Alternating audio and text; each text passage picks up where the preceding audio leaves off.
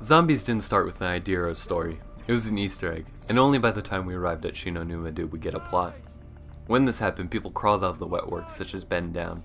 He knew aspects of the story the community wouldn't understand, and even expanded upon the present lore, deepening it to levels unimaginable for a mainstream shoot-'em-up.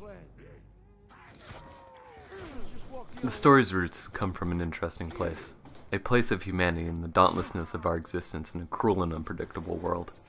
This finds its roots in Maxis betraying Richthofen in the face of his obligation to the Third Reich, or Richthofen losing his mind to the perversions of his work and the otherworldly tamperings with his mind. The ignorance of our fabulous four as they venture across space and time, following orders they could never truly understand until their fate is sealed on the moon. This story continues bashing down with the destroyed and almost demonic world created by Dr. Maxis in his revenge on humanity, or the nihilism the Weasel suffers from in Mob of the Dead as he realizes his actions will not change the outcome of his existence, trapped in purgatory, or the overly convoluted loop that was designed throughout the duration of Black Ops 3 to wrap up this story. Air quotes. This story often hits you with aspects of Lovecraftian horror, or a failure in the face of beings whose whole existence is longer than that of modern man's mark on this earth. This brilliant form of storytelling, by keeping the understandings and intricacies of the world beyond our human understanding, out of our reach if you would. The creation of an eldritch god-worshipping cult of vile creatures that crawl from the deep, creatures with hideous and scarring visages, not dissimilar to the Old Testament angels. The horror of the human mind as they pull through space and time, experiencing different lives and ages of the world, as these memories all cling to one ghastly, ever-present consciousness. This very character himself gets to watch, as well as the world dooms itself to repeat down its own perverted, self-destructive path. A story to scare children is what it is at the end of the day. Beware your wrongdoings, as your sin serves the gateway to even greater horrors your world will manifest. This is what the story is about, a warning to those who seek to do wrong, and an opportunity to speak with Jason Blundell a year ago for my birthday. He is a storytelling icon and hero, and he made a point in that call. The story is not about nirvana or finding it. It is about the destructive power of man when he sees no bound to his choices. The story, however, started to fail in the message of Black Ops 3. The dumbing down of zombies. Our community is filled with many brilliant people, but at the same time there are those who do not respect or genuinely care about good storytelling. Creating clickbait, making theories and false knowledge into facts simply due to their community presence being so strong. This is what brought us to Black Ops 3 beginning to fail. It started with a brilliant mystery that was Shadows of Evil. What does all this Lovecraftian horror mean, we asked. However, we lost our ability to intelligibly deduce the purpose of these maps, and what it meant in the larger face of things. Only when PTG, Ben's Conduit, had to finally just explain Shadows of Evil was a callback to the myth of Atlantis, as gods forsaken a land of mischief and abuse and misconduct. Our characters are literally being the most awful representatives of humanity in different ways. Realizing this, Treyarch had started to become too complex for their more simple fans, and began having to spell things out, as the maps progressed and removed mystery and intrigue, eventually making us meet Javelon, Bahamut, or as Treyarch simply put it, the Devil.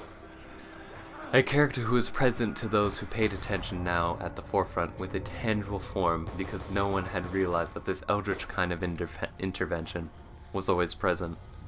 That's where this game failed, and only with the final iteration of zombies coming, or a sort of epilogue to correct the simplicities of Black Ops 3, can our story truly find salvation, so solidify itself as one of the best and most intriguing hidden stories of this generation of gaming. I will now kind of generally discuss what happened.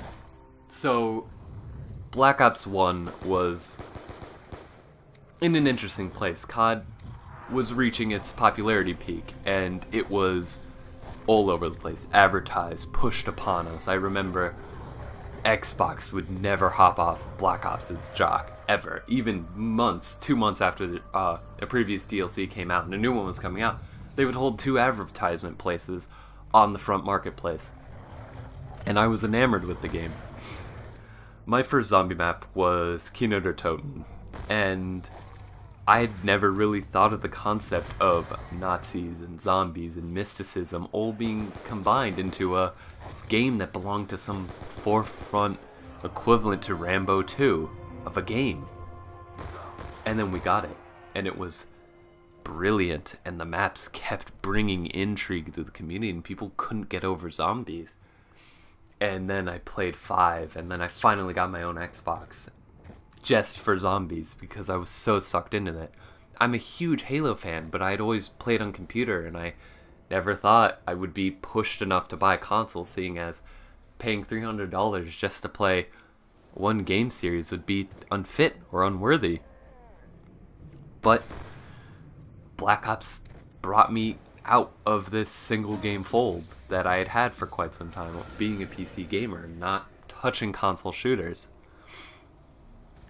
And Ascension came out, and it upped the ante. It went away from the Nazi thing and went to Russian Cosmodrome and MK Ultra and the Cold War, and it started exploring topics outside of its own ideas. And then its first Easter egg came into the public eye, and that was a mind-blowing experience to play Ascension for hours on end that I had played it, and then seeing the quality of the game and seeing the replayability and the enjoyment and the fact that they're willing to mess with ideas that were unusual. Easter eggs had never been that big, Darius being the only previous map with a genuine Easter egg to go on, and even then it wasn't overly complex, it was just simple and it kind of conveyed an idea.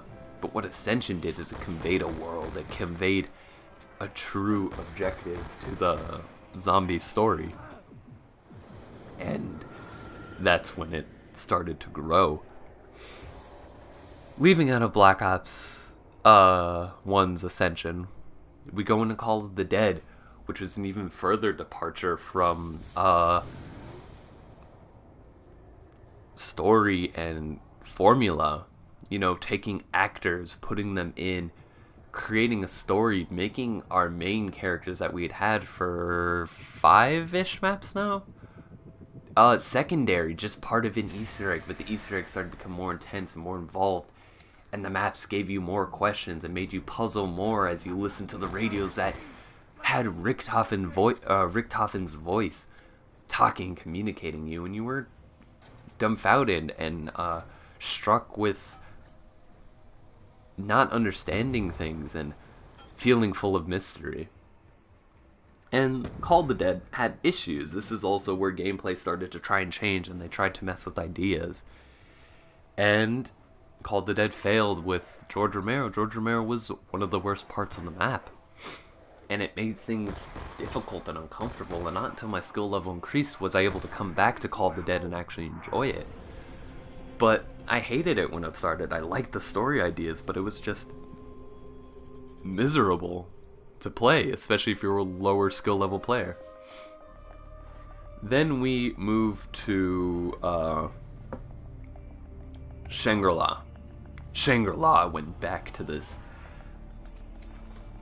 mysticism and this concept of Shambhala. What would the Nazis be doing there? What was there? The dragon doors being swastikas, the mysteries, the pack-a-punch, the time travel. The first Easter egg I genuinely completed, and I led the host to the party, and it was this great feeling of success to go through such a difficult Easter egg. Even turning the Easter egg into a challenge, trying to complete it 4 times in a row so everyone could get all perks. And the time put in, the mystery, the music, too, had suddenly become even more interesting. And then we went to Moon, and Moon was so outlandish. Nazis on the moon, a Nazi base, teleporters in Area 51, Richthofen's grand scheme, cryogenic slumber party, the Big Bang Theory. If you're a huge fan of zombies, you know what these words mean. You know the implications of what all of that was. How wild the ending was. Destroying the Earth was out of this world. No one had really seen that in zombies, and it was, I think, a little terrifying to think, did they just end it? Did they end this brilliant story abruptly and immediately with like little to no thought?